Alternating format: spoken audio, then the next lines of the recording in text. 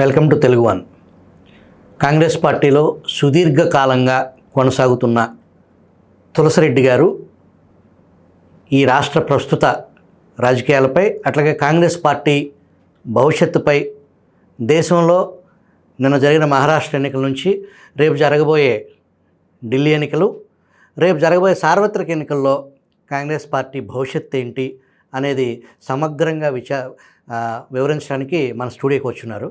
Welcome to studio Tulasi Reddy గారు. నమస్తే. ప్రస్తుతం రాష్ట్రంలో గడిచిన 2 రోజుల నుంచి, ప్రత్యేకించి ఇవాళ కేవీ రావు అని చెప్పేసి ఒక పారిశ్రామికవేత్త కాకినాడ సీపోర్ట్స్ ప్రైవేట్ లిమిటెడ్, ఏదైతే కాకినాడ సెజ్కి సంబంధించి ప్రైవేటు వాటాని బలవంతంగా నాటి జగన్మోహన్ రెడ్డి ప్రభుత్వంలో జగన్మోహన్ రెడ్డి సొంత బాబాయ్ వైవి సుబ్బారెడ్డి కొడుకు విక్రాంత్ రెడ్డి తదితరులు వాళ్ళందరూ కలిసి అరబిందోకి ఆరో అనే ఒక కొత్త సంస్థను క్రియేట్ చేసి వీళ్ళందరికీ దాన్ని రాపించారు. అదంతా కూడా జగన్మోహన్ రెడ్డికి సంబంధించిన బినామీ అని, జగన్మోహన్ రెడ్డి కేవీ రావుని తాడేపల్లి ప్యాలెస్కి పిలిపించుకుని మరీ బెదిరించి, నాకు ఈ అన్యాయం జరుగుతుందంటే నువ్వు సుబ్బారెడ్డి కొడుకు చెప్పినట్టు చెయ్యి పో అని అంటాన్ని ఎలా చూడాలి? అంటే ఒకటి సుమతి పద్యం జ్ఞాపకం వస్తూ ఉంది. చీమలు పెట్టిన పుట్టలు పాములకి ఇరవైన ఎట్లు పామరుడు తగన్, హేమంబు కూడబెట్టిన భూమీసుల పాలజేరు భూమిలో సుమతి అని 400 సంవత్సరాల క్రితమే సుమతి శతకకర్త పద్యం వచ్చేసి ఆ పద్యం ఇచ్చాడు.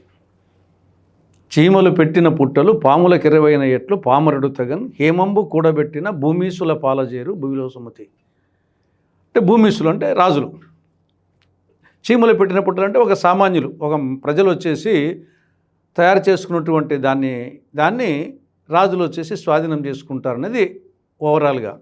కాబట్టి ఖచ్చితంగా ఇందులో 100% జరిగి ఉంటుంది, దాంట్లో ఏమీ నో డౌట్ అట్ ఆల్.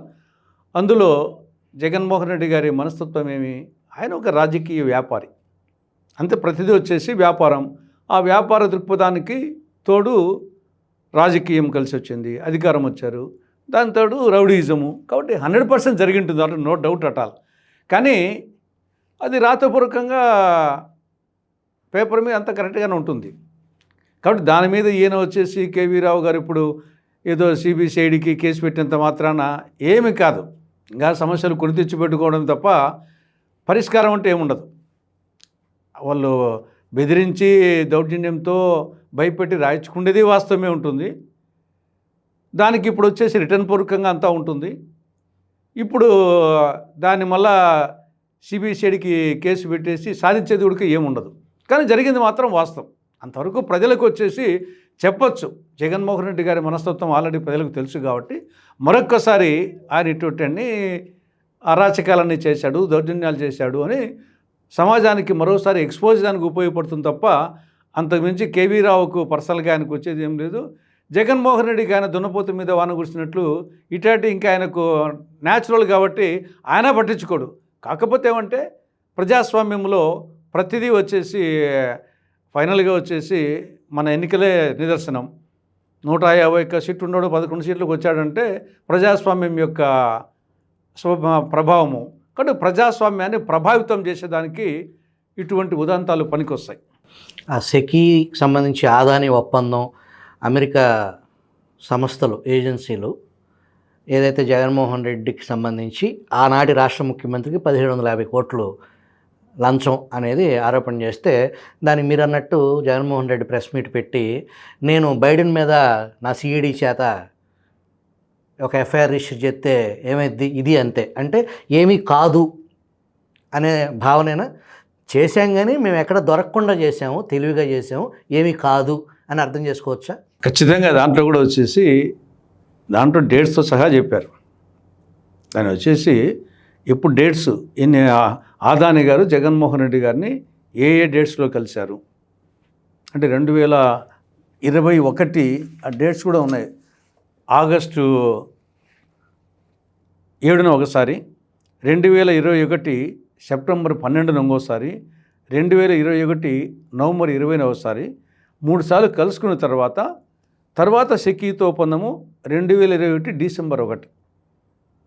వాళ్ళు వచ్చేసి ఆ క్రోనలాజికల్గా అందులో ఒక ఆంధ్రప్రదేశ్ గురించే చెప్పలే వాళ్ళు. ఆంధ్రప్రదేశ్, తమిళనాడు, ఛత్తీస్గఢ్, ఒరిస్సా, జమ్మూ అండ్ కాశ్మీరు. కాబట్టి వాళ్ళు ఏదో ఉద్దేశపూర్వకంగా జగన్ దృష్టిలో పెట్టుకోనో చేసిందేం కాదు ఇది. కాబట్టి ఓవరాల్గా దట్టు ఏది అడొక ప్రైవేట్ సంస్థ కాదు, ఇది భారతదేశంలోని రాజకీయ నాయకులు చెప్పింది కాదు, భారతదేశము ఆంధ్రప్రదేశ్ ప్రభుత్వం చెప్పింది కాదు, భారత ప్రభుత్వం చెప్పింది కాదు, అమెరికాకు చెందినటువంటి ప్రభుత్వ సంస్థలు, డిపార్ట్మెంట్, అక్కడ ఉన్న ఇన్వెస్టర్ల హక్కులు కాపాడాల్సిన రాజ్యాంగబద్ధమైన ఒక సంస్థ చెప్పింది. తర్వాత వాళ్ళు ఛార్జ్ షీట్ కూడా పెట్టారు. కాబట్టి వాళ్ళు ఇవన్నీ మెన్షన్ చేశారు, డేట్స్ కూడా మెన్షన్ చేశారు. అమౌంట్ ఇచ్చారా, ఇస్తామని చెప్పారనేది కూడా క్లారిటీ లేదు.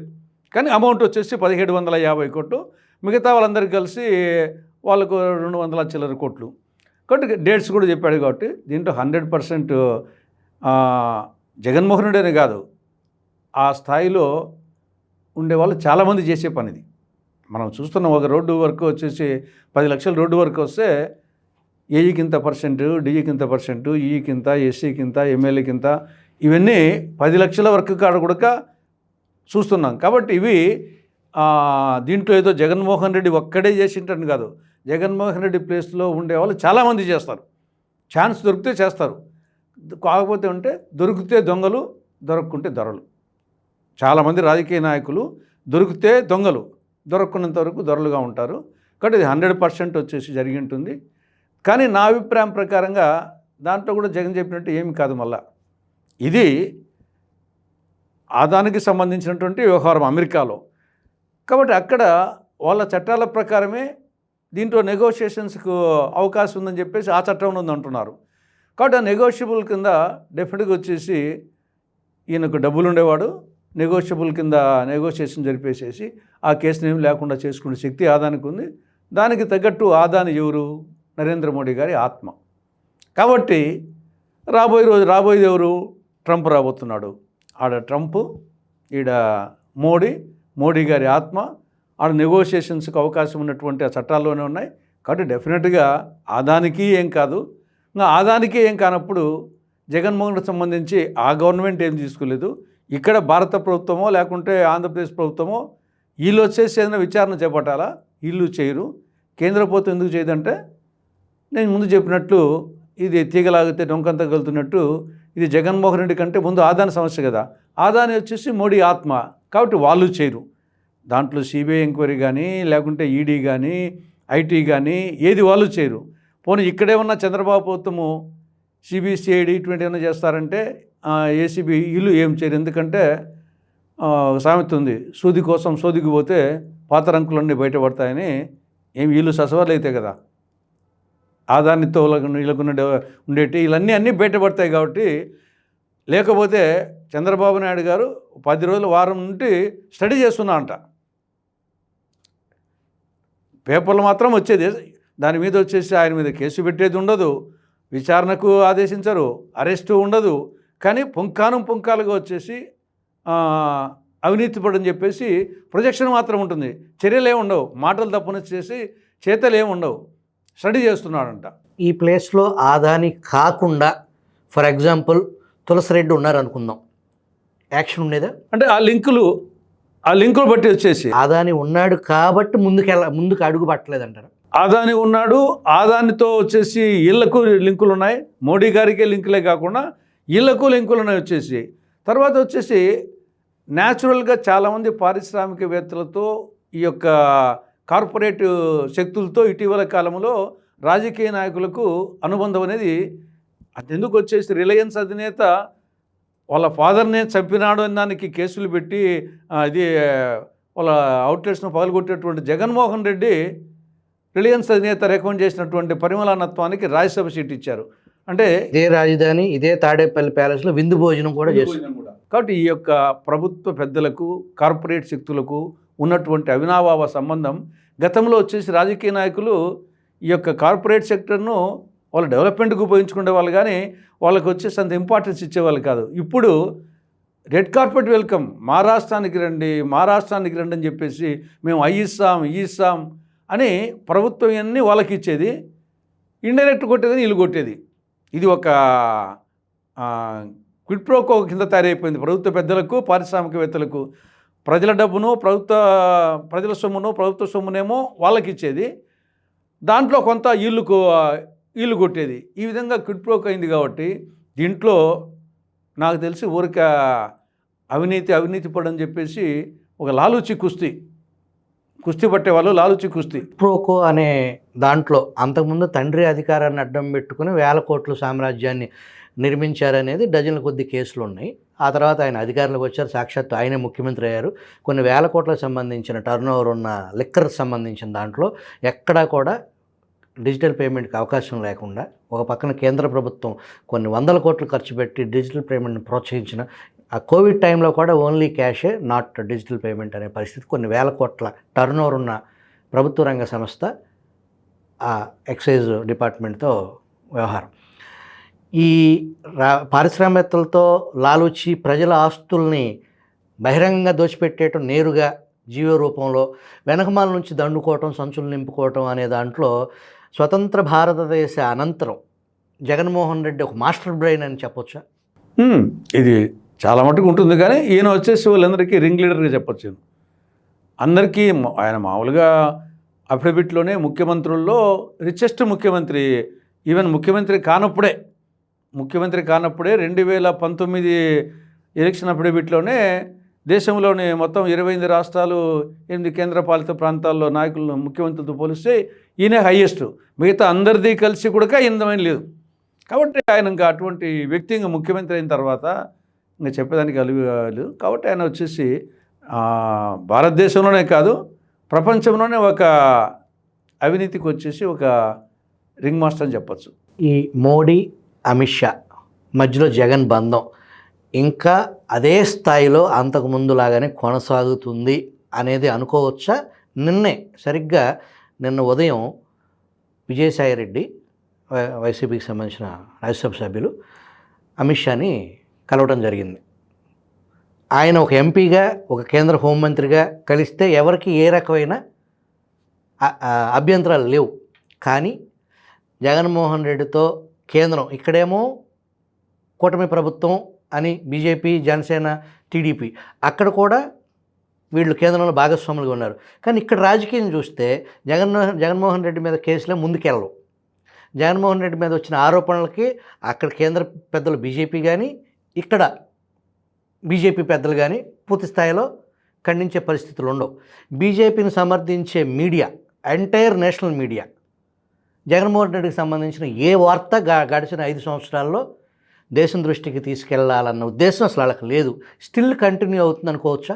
ఇప్పుడు మేము మొదటి నుండి చెప్పేది ఆంధ్రప్రదేశ్కు సంబంధించి బీజేపీ అంటే బి అంటే బాబు, జే అంటే జగన్, పి అంటే పవన్.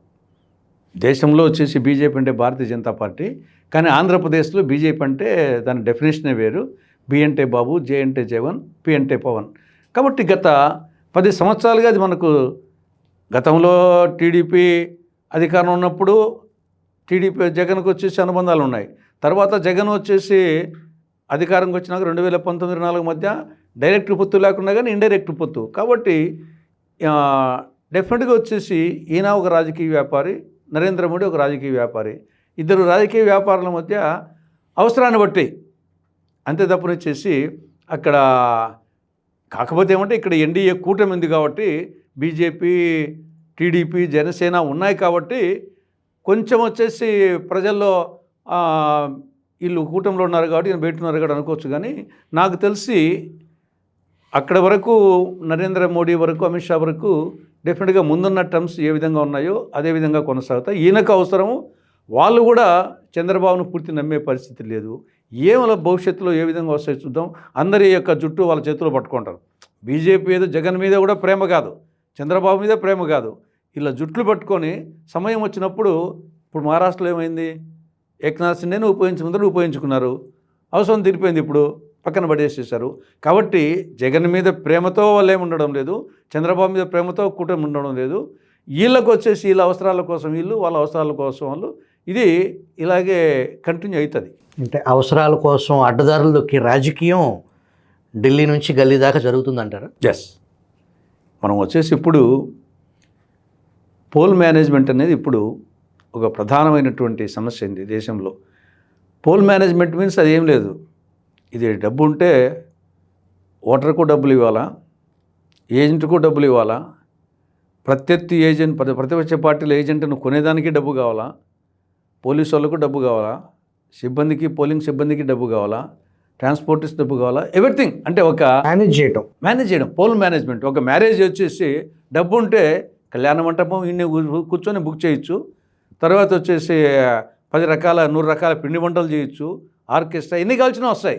ఆ విధంగా ఇప్పుడు ప్రజెంట్ ఎలక్షన్స్లో ప్రజాస్వామ్యం పెరిగే కానీ ఇది పోల్ మేనేజ్మెంట్. పోల్ మేనేజ్మెంట్కు డబ్బుకు వచ్చేసి ఆదాని అంబానీ లాంటి వాళ్ళు వాళ్ళ సంచులు పెట్టుకొని ఈ పక్క వచ్చేసి ప్రత్యర్థుల మీద ఈడీలను ఇంకా ఐటీ వాళ్ళను దాడులు చేసి, అంటే ఆ అవతలను చేతులు కట్టేసి ఈడు వీరవిహారం చేసి ఆయుధాలతో దాడి చేసి నేను గెలిచినా అని చెప్పుకునే పరిస్థితి ప్రజెంట్ ప్రజాస్వామ్యం ఆ విధంగా ఉంది. గతంలో వచ్చేసి డబ్బు ప్రభావం ఈ స్థాయిలో ఎప్పుడూ లేదు కాబట్టి ఎవరెవరి వరకు ఉండేది. ఇప్పుడు వచ్చేసి ఒకరిని చేతులు కట్టేసి వీళ్ళ దగ్గర డబ్బులు ఉండాలా, అవతల దగ్గర డబ్బులు ఉండకూడదు. ఆ విధమైనటువంటి నాకు తెలిసి మహారాష్ట్రలో ప్రధానంగా గెలుపుకి వచ్చేసి ప్రధాన కారణము ఇది పోల్ మేనేజ్మెంట్ దగ్గర ఈ పక్క డబ్బు పరిస్థితి లేదు. జార్ఖండ్ ఏమంటే అతను హేమంత్ సోరెన్ అతను ముఖ్యమంత్రిగా ఉన్నాడు, ఆడ గవర్నమెంట్ ఉంది కాబట్టి ముఖ్యమంత్రిగా తను ఉండాలి కాబట్టి అతని అవస్థలు తను పన్నాడు డబ్బుల విషయంలో కూడా. దాంట్లో వచ్చేసి ఏమి ఒకరిని వెనకేసుకోవాల్సిన అవసరం లేదు, రహస్యం ఏం లేదు. కాబట్టి ప్రజెంట్ ఎలక్షన్స్లో పోల్ మేనేజ్మెంట్కు పక్కాగా నరేంద్ర మోడీ, అమిత్ షా, ఆదాని, అంబానీ ఒకవైపు సంచులు, ఒకవైపు అవతల అటాక్ చేస్తానికి సిబిఐ, ఈడీ, తర్వాత వచ్చేసి ఐటీ డిపార్ట్మెంట్లు అవతల మీద దాడి చేస్తానికి, ఈ డబ్బులు వచ్చేసి ఇక్కడ ఇచ్చేదానికి, డిస్ట్రిబ్యూషన్కి ఈయన వచ్చేసి ఉపన్యాసాలు దంచేదానికి ఒక మంచి స్పీచ్ ఇచ్చేసి వస్తాడు. నాకు భార్య బిడ్డలు లేరు, నీకు సంసారం లేదు, నేను వచ్చేసి దేశం కోసం అని చెప్పేసి ఈయన ఒక ఉపన్యాసం ఇస్తూ ఉంటాడు. జరిగేంత జరుగుతూ ఉంటుంది. ఇది ప్రజెంట్ ట్రెండ్ దేశంలో. 100 సంవత్సరాల కాంగ్రెస్ పార్టీ ఏఐసిసి కేంద్ర కార్యాలయం న్యూఢిల్లీలో వర్షం వస్తే కారటం, సరైన తలుపులు కిటికీలు లేని పరిస్థితి, రేపో మాపో కూలిపోవటానికి సిద్ధంగా ఉన్న భవనాలు. కానీ 10 సంవత్సరాల అధికారంలోకి వచ్చిన భారతీయ జనతా పార్టీ ఆకాశం అంత ఎత్తులో ఒక కోట గోడలు కట్టినట్టు వాళ్ళ పార్టీ ఆఫీస్ నిర్మించారు. దాన్ని ఎలా చూడాలి అని తెలుస్తుంది. ఇప్పుడు ప్రపంచంలోనే అతి ప్రాచీనమైన పార్టీ, దేశానికి స్వాతంత్రం తెచ్చిన పార్టీ. పోనీ ఆ రోజు వచ్చేసి ఫర్ ఎగ్జాంపుల్ నెహ్రూ గారు తీసుకుంటే ఆగర్భ శ్రీమంతుడు. అప్పుడే వచ్చేసి స్వాతంత్రానికి పూర్వమే ఆయన ఇంట్లో వచ్చేసి స్విమ్మింగ్ పూల్ ఉండేది, టెన్నిస్ కోర్టు ఉండేది. అటువంటి కుటుంబం నుండి వచ్చినటువంటి వ్యక్తి మొత్తం వచ్చేసి సర్వస్వం దేశానికి త్యాగం చేసేసి 9 సంవత్సరాలు వచ్చేసి దుబ్బర జైలు జీవితాన్ని గడిపాడు. ఉన్నత విద్యావంతుడై ఆగర్భ శ్రీమంతుడై మీరు చెప్పినట్లు అనంటే ఇంకా పరంపర తీసుకుంటే ఎన్నాళ్ళు ఆయన ఒక్కడే 17 సంవత్సరాలు పరిపాలించాడు. ఇందిరాగాంధీ 16 సంవత్సరాలు. ఈ దేశాన్ని వచ్చేసి 75 సంవత్సరాల్లో దాదాపు వచ్చేసి 50 సంవత్సరాలు పరిపాలించిన భారత రాష్ట్రపతి కానుంటి సర్పంచ్ వరకు ఆల్మోస్ట్ ఏకఛత్రాధిపత్యంగా పాలన సాగించినటువంటి కాంగ్రెస్ పార్టీ మీరు చెప్పినట్టు ఈరోజు ఆఫీసులు సొంత బిల్డింగ్స్ వచ్చేసి చాలా తక్కువగా ఉన్నాయి. అవి కూడా వచ్చేసి అధునాతనంలో ఉండవు. అవి కూడా వచ్చేసి వాటిని మెయింటైన్ చేసి ఇబ్బంది పడుతున్నారు. అక్కడ ఉండే సిబ్బందికి జీతాలు ఇవ్వాలంటే ఇబ్బంది పడే పరిస్థితి ఉంది.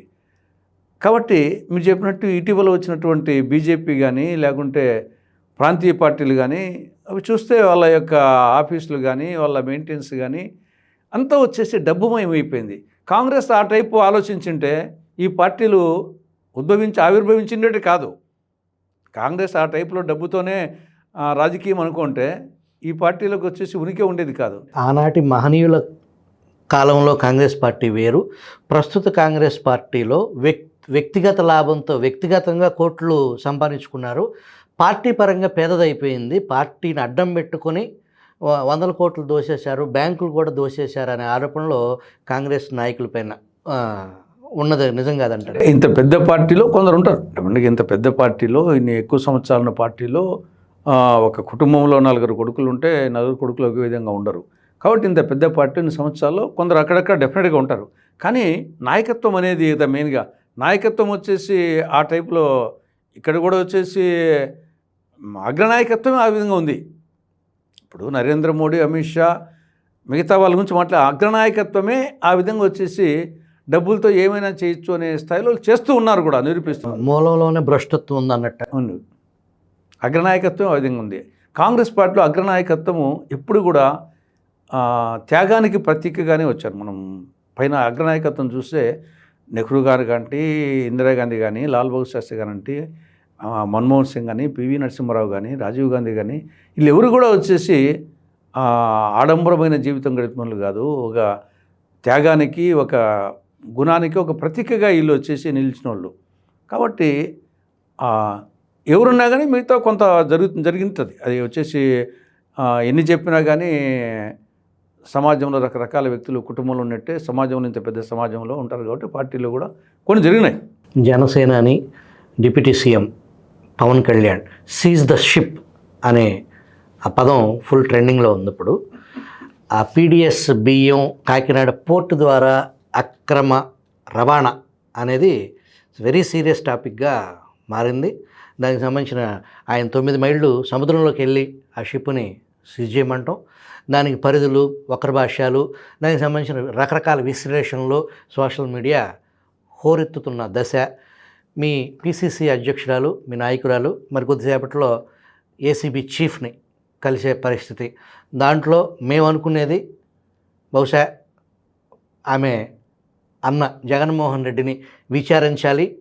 అటు కాకినాడ పోర్టుకు సంబంధించిన అక్రమ రవాణా కానీ, ఇటు సెక్కికి సంబంధించి ఇది కానీ, ఈ కేవీ రావుకు సంబంధించిన పోర్టు వ్యవహారం ఏదైతే బలవంతంగా లాక్కున్న వ్యవహారంలో ఆవిడ జగన్మోహన్ రెడ్డిని కూడా విచారించాలి అని డిమాండ్ చేసే అవకాశం ఉందంటారా? డెఫినెట్గా వచ్చేసి విచారణ అంటూ జరిపితే తెలుస్తుంది కదా. ఇప్పుడు వచ్చేసి అక్కడ సీజ్ చేసింది, అక్కడ వచ్చేసి ఆ షిప్లో ఉండేది వాస్తవం. దాంట్లో 38,000 టన్నుల బియ్యం ఉంటే దాంట్లో 674 టన్నులు వచ్చేసి పీడిఎస్ రైస్ ఉందని చెప్పేసి కలెక్టరే చెప్తున్నాడు. కాబట్టి ఉండేది వాస్తవం. కాబట్టి అది ఎట్లొచ్చింది? అది పీడిఎస్ రైస్ ఒక ఫెయిర్ ఫేర్ షాప్ నుండో లేకుంటే ఒక లబ్ధిదారు నుండి కాకినాడ పోర్టు వరకు ఎలా వచ్చింది, ఏ మార్గం వచ్చింది అనే దానికి ఖచ్చితంగా విచారణ జరిపితే ఆ రూట్స్ అన్నీ తెలుస్తాయి. అది ఫైనల్గా ఎక్కడికైనా దారి తీయచ్చు. కాబట్టి ఖచ్చితంగా విచారణ జరపాల్సిన అవసరం ఉంది. ఇక్కడ ముక్కున్నంత వరకు పరిచయం ఉంటుందన్నట్లు ఇక్కడ పాలసీలోనే ఇప్పుడు ఈ యొక్క సబ్సిడీ బియ్యం పాలసీలోనే పునరాలోచించాల్సిన అవసరం ఉందని నా అభిప్రాయం. ఇది జగన్ పీరియడ్లో జరిగింది, అంతకు ముందు జరిగింది, ఇప్పుడు జరుగుతూ ఉంది, రేపు జరుగుతుంది. కాకపోతే అంటే క్వాంటిటీ క్వాలిటీ వేరుగా ఉండొచ్చు. ఎంత స్థాయిలో జరిగిందనే అంతేగాని ఫండమెంటల్ ఇప్పుడు వచ్చేసి ఈ యొక్క ప్రజా పంపిణీ, ఈ సబ్సిడీ బియ్యం కాన్సెప్టు ఎంత ఖర్చు పెడుతున్నారు? ఏడాదికి కేంద్ర రాష్ట్ర ప్రభుత్వాలు మన రాష్ట్రం మీద, కేంద్ర ప్రభుత్వం దేశమంతా పెట్టేది వేరు, మన రాష్ట్రం మీద కేంద్రము రాష్ట్రం కలిసి ఏడాదికి 12,800 కోట్ల రూపాయలు, చాలా బిగ్ అమౌంట్ వచ్చేసి. మనం అనేక స్కీమ్స్ అన్నీ వచ్చేసి ఆల్మోస్ట్ చాలా స్కీమ్స్ దీని కింద అవుతాయి. 12,800 కోట్లు ఒక్క సబ్సిడీ రైస్ మీద కేంద్ర రాష్ట్ర ప్రభుత్వాలు ఖర్చు పెడుతున్నాయి. ఇది ఎందుకు? ఆహార భద్రత కోసమని. కానీ ఇక్కడ నాకు తెలిసి ఆ రైస్ వాడేది 10 to 20%, 80 to 90% దాన్ని వాడడం లేదు. దీన్ని 4 విధాలుగా పోతూ ఉంది. ఆ రైస్ 10 to 20% తీసుకుంటున్నారు. మిగతా 80 to 90%లో 4 భాగాలు. ఒకటి వచ్చేసి ఇడ్లీలకు, దోశలకు తీసుకుంటేది ఒకటి. రెండవది పశువులకు అన్నం వండి పశువులకు ఇస్తున్నారు. పాడి పశువులకు ఆ అన్నం వేస్తే వెన్న శాతం, పాలలో వెన్న శాతం ఎక్కువ వస్తుందంట. ఆ వెన్న శాతం వస్తే వాళ్ళకు మిల్క్ ధర ఎక్కువ పలుకుతుంది. అది రెండవది. మా ఊరి పక్కన చాలా మా ఊరి చుట్టుపక్కలంతా ఇదే పోతుంది. టౌన్లలో వచ్చేసి ఇడ్లీ దోశగా పోతుంది. పల్లెలంతా పాడి పశువులకు, బర్రెలు కానీ ఆవులు కానీ దానికి అన్నం వండి వేస్తున్నారు. ఇక మూడవది వచ్చేసి రీసైక్లింగ్. దాన్ని పాలిష్ చేసి డబుల్ పాలిష్, త్రిబుల్ పాలిష్ చేసి మళ్ళీ మనకే అమ్ముతారు. ఫోర్త్ వచ్చేసి ఇవన్నీ దాటుకొని నెక్స్ట్ వచ్చేసి స్మగ్లింగ్, ఎక్స్పోర్ట్ ద్వారా అంతర్జాతీయ మార్కెట్కి పోయేది. ఈ 4 మార్గాలు పోతూ ఉంది. ఇది 12,800 కోట్లు. దీన్ని ప్రధానమైన కారణం ఎందుకు పోతా ఉంది, ఇడ్లీకి దానికి ఎందుకు పోతుంది, దానికి పోతుందంటే ఇక్కడ మన రాష్ట్రంలో సన్న బియ్యమును తిని ఎంత ఎక్కువ పాలిష్గా ఉంటే, ఎంత తెల్లగా ఉంటే అంత బాగుంటుంది అంతనే ఆ అలవాటు మన రాష్ట్రంలో ఎక్కువగా ఉంది. అదే తమిళనాడు, కేరళలో వాళ్ళు దొడ్డు బియ్యాన్ని ప్రిఫర్ చేస్తారు. ఆరోగ్యం కూడా దాంట్లో వచ్చేసి B12 కానీ పోషక విలువలు కానీ ఉండే ఆహారం అది. మనము అటువంటి ఆహారాన్ని సబ్సిడీ బియ్యం రూపంలో ఇస్తూ ఉంటే ప్రజలు వచ్చేసి దానికి వచ్చేసి ఇష్టపడక దాన్ని కేంద్ర ప్రభుత్వమేమో ఊరికి ఇస్తుంది, రాష్ట్ర ప్రభుత్వమేమో రూపాయికి ఇస్తుంది. వీళ్ళు దాన్ని వచ్చేసి 8 రూపాయలకో 10 రూపాయలకో 12 రూపాయలకో ఆన్నే వాహనం కానీ ఫేర్ ప్రైస్ షాప్ కానీ అమ్మి వాళ్ళు వచ్చేసి ఇక్కడ. కాబట్టి వీళ్ళు తింటే ఈ సమస్య ఉత్పన్నం కాదు. ఫండమెంటల్గా ఈ యొక్క రీసైక్లింగ్ కానీ లేకుంటే ఆవులకు కానీ లేకుంటే దోశలకు కానీ ఎక్స్పోర్ట్కి కానీ ఎందుకు వస్తుంది ఈ యొక్క మొత్తం అంతా, వీళ్ళు లబ్ధిదారు బియ్యం తింటున్నారు కానీ ఈ బియ్యం కాదు వేరే బియ్యం తింటున్నారు.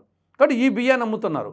కాబట్టి ఇక్కడ ఫండమెంటల్గా ప్రజల్లో అవగాహన కల్పించాల్సిన అవసరం ఉంది.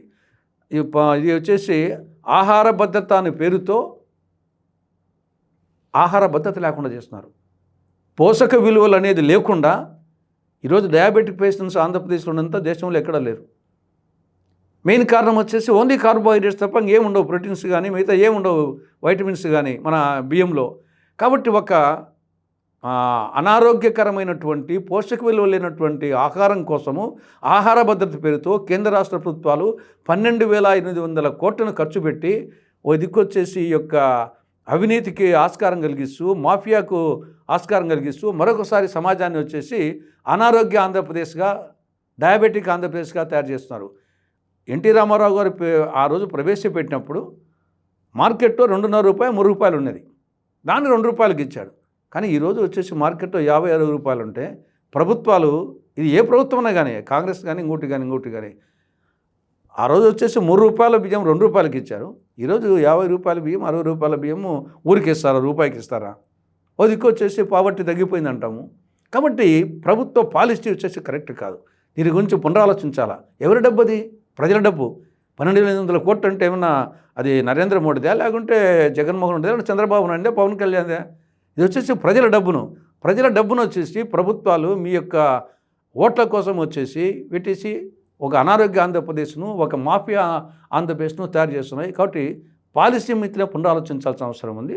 ఆ నేపథ్యంలో ఇవన్నీ వస్తాయి. ఈడ పైన వచ్చేసి కాకినాడ పోర్టులు మేనేజ్ చేసే వాళ్ళు మరి మాఫియా గ్యాంగ్కి వాళ్ళు లీడర్ కావచ్చు. కానీ వేరు వచ్చేసి మా పులిందల నుండి వచ్చేసి కాకినాడకు పోవాలంటే మధ్యలో ఎంతమంది వచ్చేసి ఇక్కడ లబ్ధిదారుల నుండి తీసుకునేవాడు ఒకడు, దాన్ని పంపించేవాడు ఒకడు, చెక్ పోస్టుల కాడ ఎంత డబ్బు ఇస్తున్నారు, అధికారులు, విజిలెన్స్ డిపార్ట్మెంట్ ఏం చేస్తున్నాయి వచ్చేసి ఎవరి కొద్ది వాళ్ళు వచ్చేసి దీంట్లో పై స్థాయిలో ఉండే కాకినాడ పోర్టుల్లో వచ్చేసి ఎక్కువ కావచ్చు. కానీ ప్రతి ఒక్కరి పాత్ర ఉంది. కాబట్టి దానికి కారణం వచ్చేసి పాలసీ. నువ్వు సొసైటీని ఎడ్యుకేషన్ చేయాలా, లేకుంటే పాలసీలో వేరే మార్పున్న తేవాలా. ఈ పాలసీ ఇట్నే ఉన్నంత వరకు, ఈ యొక్క ఈ స్కీమ్ ఉన్నంత వరకు, ఇవి వీళ్ళు తినంత వరకు ఇది జరుగుతూనే ఉంటుంది. ఈ రూపంలో కాకుంటే ఇంకో రూపంలో, ఈ పోర్టు కాకుంటే ఇంకో పోర్టు రూపంలో జరుగుతూ ఉంటుంది. కాబట్టి పాలసీ మీద వచ్చేసి ఆలోచించాల్సిన అవసరం ఉందని నా అభిప్రాయం. మీరు డాక్టర్ తులసిరెడ్డిగా పులివెందుల కాన్స్టిట్యున్సీకి మాత్రమే పరిమితం కాకుండా వైఎస్ రాజశేఖర రెడ్డికి, వైఎస్ వివేకానంద రెడ్డికి కూడా అత్యంత సన్నిహితులుగా ఉండేవారు. వైఎస్ వివేక మరణం, ఆ దారుణ హత్యకు సంబంధించి ఆ నిందితుల్ని ఇప్పటికీ పూర్తి స్థాయిలో విచారణ కానీ, దాన్ని అరెస్ట్ చేయకపోవటం కానీ, దాంట్లో ఆరోపణలు ఉన్న వ్యవహారం అది ఆనాటి ముఖ్యమంత్రి జగన్మోహన్ రెడ్డి, ఆయన శ్రీమతి భారతీరెడ్డి వరకు కూడా విచారించాలి అనేది అఫిడవిట్లో సిబిఐ వేసింది, కోర్టు దృష్టికి తీసుకొచ్చింది. కానీ అది ముందుకెళ్ళలేని పరిస్థితి. జగన్మోహన్ రెడ్డి ముఖ్యమంత్రిగా ఉండబట్టి కోర్టుకు హాజరైతే 100 కోట్ల రూపాయల ప్రజాధనం వృధా అయింది. ఆయన క్షణికం తీరిక లేకుండా ఉన్నారు ప్రజలకు సేవ చేయటానికి కానీ ఆ క్లాజుతో ఆనాడు కోర్టుకి ఎగ్గొట్టడం జరిగింది. కానీ ఇప్పుడు 6 నెలలు అయింది. కానీ ఒక్కసారి కూడా ఆయన కోర్టు పిలవలేదు. సిబిఐ ఆయన కోర్టుకు పిలవండి అని కూడా కోర్టు దృష్టికి తీసుకొచ్చిన దాఖలాలు లేవు. దీన్ని ఎలా చూడాలి? దీన్ని ఎవరు తప్పులు పట్టాలనో ఎవరి తప్పు అర్థం కాకుండా, కోర్టులు తప్పులు పట్టాలనా, లేకుంటే కేంద్ర ప్రభుత్వం ఆధ్వర్యంలో ఉండే సిబిఐ సిబిఐ ఎవరి ఆధ్వర్యం ఉంటుంది? ప్రైమ్ మినిస్టర్ యొక్క ఆధ్వర్యం ఉంటుంది. ప్రధానమంత్రిని తప్పులు పట్టాలనా, సిబిఐని తప్పులు పట్టాలనా, జగన్మోహన్ రెడ్డి తప్పులు పట్టాలనా, లేదు వచ్చేసి ప్రజెంట్ ఉండే ప్రభుత్వాన్ని రాష్ట్ర ప్రభుత్వం తప్పులు పట్టాలనా? దీంట్లో నిజంగా ఇది వచ్చేసి ఒక అనుకుంటే అర్థంగానే వ్యవహారం. ఇది ఎప్పుడు వచ్చేసి 5.5 సంవత్సరం కావస్తూ ఉంది. ఇప్పటి వరకు సిబిఐ, ఈ దేశంలోనే అత్యున్నత దర్యాప్తు సంస్థ సిబిఐ వచ్చేసి వాళ్ళు ఏం చేస్తున్నా అర్థం కావడం లేదు. ఇప్పటికీ ఛార్జ్షీట్ వచ్చేసి ఫుల్ ఛార్జ్షీట్ పెట్టే పరిస్థితులు ఉన్నారు. అది ఎక్కడనో కాదు, కాకులు దూరని కారడవిలోనో చీమల దూరని చిట్టడిలోనో కాదు, వివేకానంద రెడ్డి హత్యగా జరిగింది.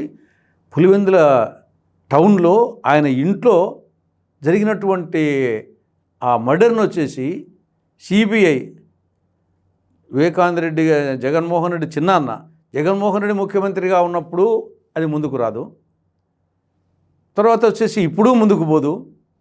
దాంతో వచ్చేసి కోర్టులు వచ్చేసి రకరకాల డిశ్చార్జ్ పిటిషన్స్ వేసి అక్కడ డిలే. సిబిఐ వచ్చేసి అత్యున్నత దర్యాప్తు సంస్థ, వాళ్ళు పట్టించుకోరు. ఆఖరికి కర్నూలులో వచ్చేసి అవినాష్ రెడ్డిని అరెస్ట్ చేసడానికి శక్తి లేనటువంటి పరిస్థితుల్లో వచ్చేసి సిబిఐ వ్యవహరిస్తుంది. కాబట్టి దీంట్లో ఖచ్చితంగా వచ్చేసి జగన్మోహన్ రెడ్డి పాత్ర డైరెక్ట్గా ఉందో లేదో కానీ ఖచ్చితంగా వచ్చేసి ఆయన నిందితులకు 100% ఆయన వచ్చేసి సహకారం ఉంది, ఆయన మద్దతు ఉంది, ఆయన అండ ఉంది అనేది దీంట్లో బహిరంగ రహస్యం. సరే ఎవరు చంపారా అనేది అది వచ్చేసి ఫైనల్గా తేలాల్సింది.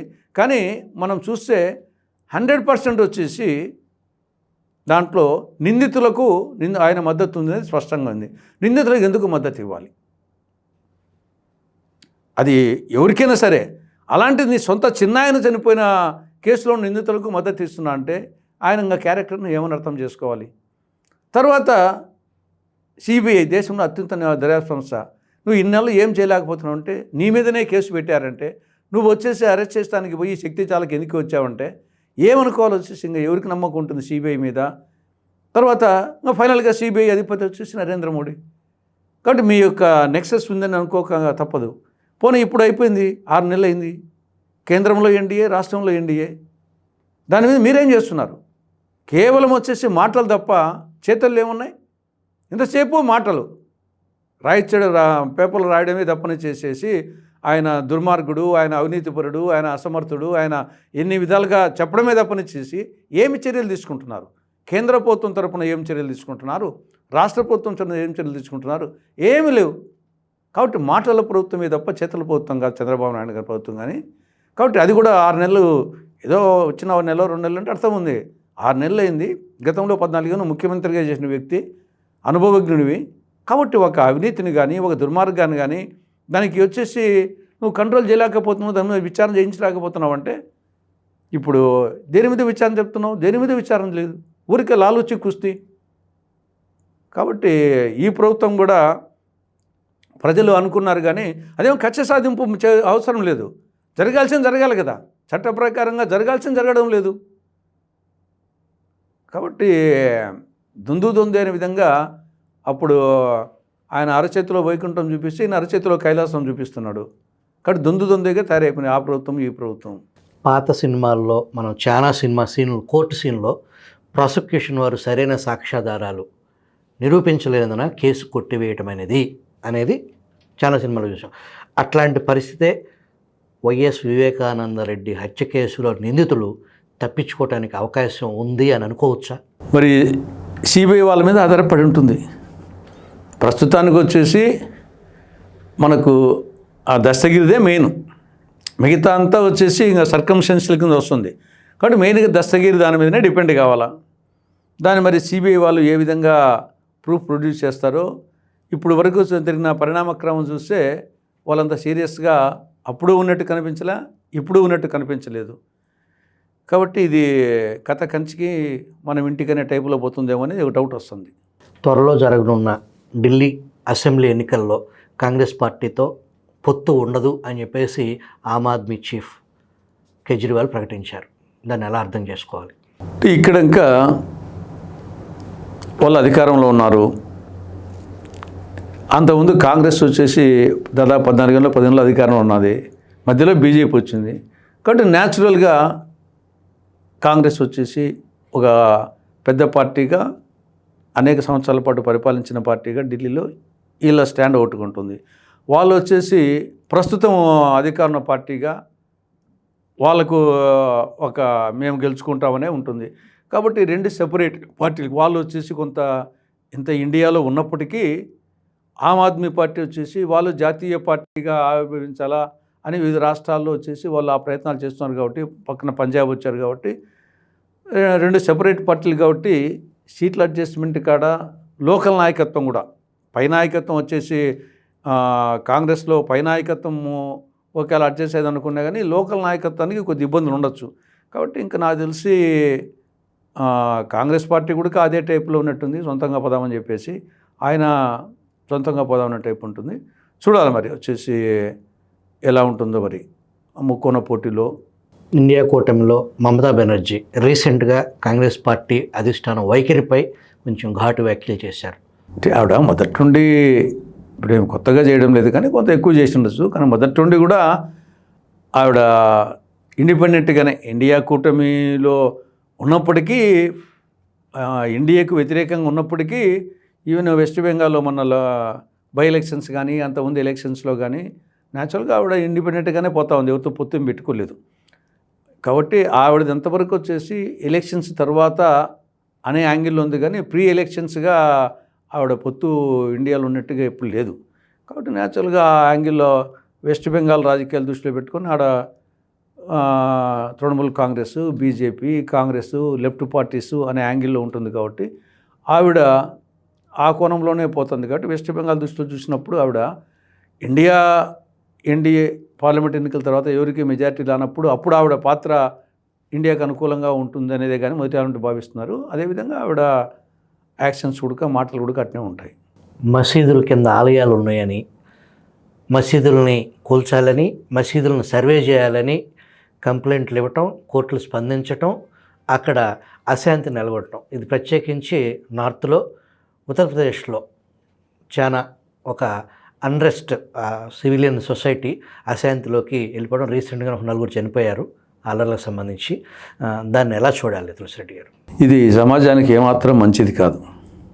ఇప్పుడు ముందు మతమౌఢ్యం అనేదే మంచిది కాదు. గురజాడ అప్పారావు గారు ఏమన్నారు? మంచి చెడ్డలు 2 మతములే, మంచి అన్నది మాలైతే నేను మాలనవుతాను అన్నాడు. అదేవిధంగా మహాకవి వేమన ఏమన్నాడు? పుష్పజాతి వేరు పూజ ఒకటే, పశుల వన్నె వేరు పాలల్ల ఒక్కటే, పుష్పజాతి వేరు పూజ ఒకటే, దర్శనంబులారు దైవంబు ఒక్కటే, విశ్వదాభిరామ వినరవేమని 400 సంవత్సరాల క్రితమే మహాకవి వేమన చెప్పాడు. కాబట్టి ఇప్పుడు మతాలకు ముందు లేదు సమాజం లేదా? ముందు మతాలకు లేనటువంటి ఒకవేళ 5000 సంవత్సరాల నాటి మతం అనుకున్నప్పటికీ అంతకుముందు వచ్చేసి ఈ యొక్క సమాజం లేదా, మానవ జాతి లేదా? ఆ రోజు మతాలు ఏం లేవే. ఈ మతాలు పోని ఈ మతాలను మళ్ళీ ఒకటిగా ఉన్నాయా?